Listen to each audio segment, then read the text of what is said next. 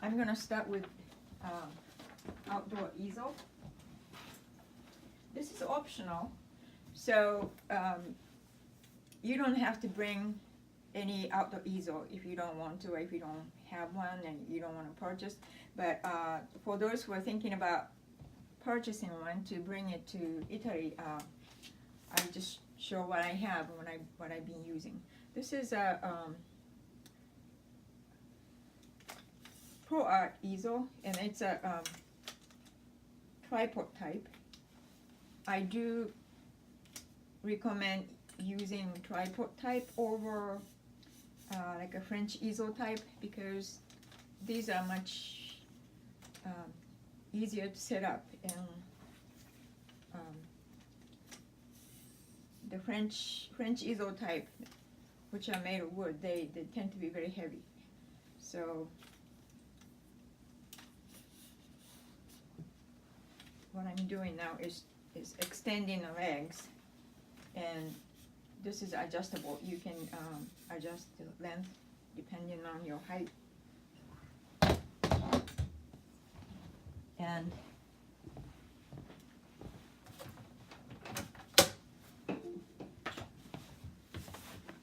this is a holder for your watercolor paper. So I put this thing in. Okay, so, and then this handle, you can adjust the angle of your paper. So, and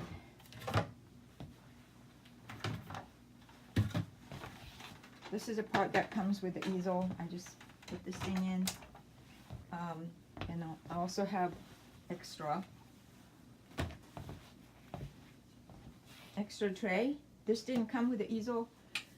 This I had to have a woodworker make one for me, because I like to have an extra space for putting things like a paintbrush. I don't like to, I know some artists paint with a palette in their hand, but I don't like to do that. I like to keep my hands free. So this extra space makes my life a little easier. And I will also be bringing some board to mount my watercolor paper. For the watercolor paper, I like to use 140-pound rough. If you have a cold press paper, and if you just want to use those, that'd be fine too. This particular one is Saunders 140 rough. I use two types of watercolor paper, Saunders or Arches. Both are very, very good quality watercolor paper. And I'll be bringing masking tape to mount the paper on the board. The bringing easel is optional. You don't really have to bring all the gears if you don't want to. If you just want to paint on your lap, then I think you should bring at least some type of folding chair, so you can just sit on the chair and paint. And this is perfectly fine too. Not everybody needs to bring a plein air easel. So next item is brushes. I have mainly two types of brushes.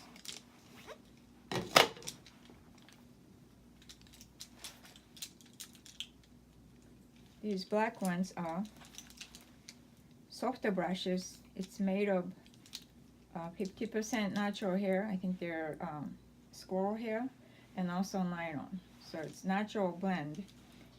And I like to use, this brand is Silver Black Velvet. You can purchase those from Cheap Joe's. What's important for these brushes, for my initial wash, I like to cover a large area with big moppy brush, so that I don't have to make too many strokes. So if you don't have mop brush, if you want to purchase one, I recommend that you look for silver black velvet. The reason is because they're very reasonable paint brushes. I also have a nylon brush that are a little stiffer, but they have a good points. So those are better brushes when you want to have more control on what you're painting, and they have a wonderful point. I also use liner. Liner is also called a rigger brush. It's just a long skinny paintbrush, and those are great for doing a calligraphy work, especially at the end of the painting, like when you want to do the weeds or telephone lines. Those are good brush to have. I also have a dagger liner, which has like a sword shape brushes, sword shape hair, and those I like to use when I want to paint like weeds or tree branches. The benefit of this brush is that when you can change the width of your line. Like these liners, this type of liner, you can just make a thin line.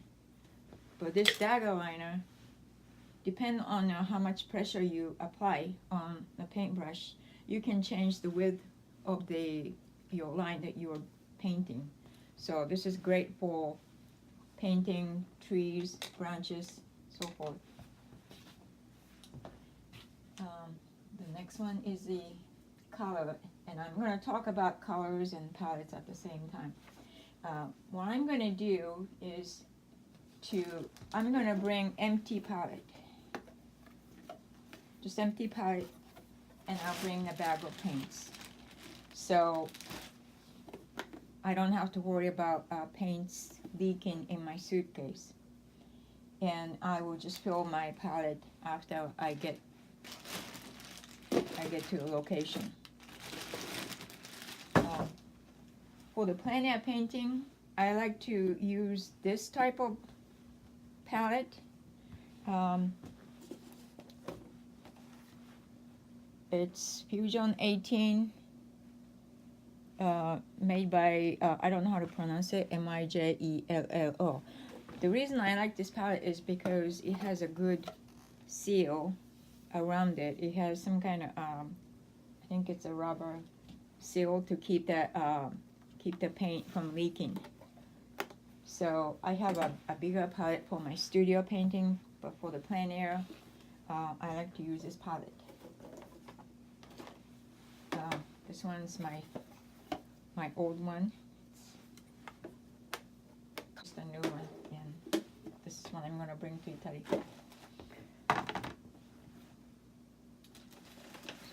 So the next item, I talked about paper, I talked about brushes, I talked about color. I'm just going to bring tube colors, and I have a list of colors that I normally use. It's on the supply list. You don't need to have all these colors. Just bring whatever the colors that you normally use. So don't go out and then start buying colors that you have never used, because you may not like the colors. I think that in terms of the colors, I think you should use the colors that appeals to you. Each person is different. My colors may not be the right color for your painting. So bring what you normally use. Same for the paintbrush. I like round brushes. I don't use flat brushes, but if you're a flat brush painter, just bring your flat brushes.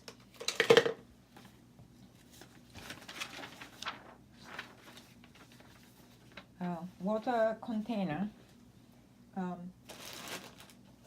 I bring collapsible water container. This one is made of nylon. It's very handy. you can just pour some water, and then when you're done, you just fold it down. It doesn't take much space. I also have this type of collapsible water container.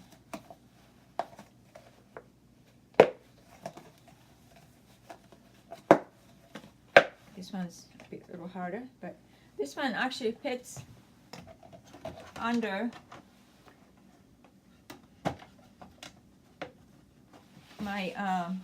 my tray. You also need a sponge to control the moisture in your paintbrush. I also bring towel and scratch paper. You want to test the color and the tonal value before you actually put on the paper. So I always bring a bunch of scratch paper. Using mechanical pencils over regular pencil that you have to sharpen, I like to use 0.9 mechanical pencil with 2B pencil lead. You also need a eraser, some type of eraser, and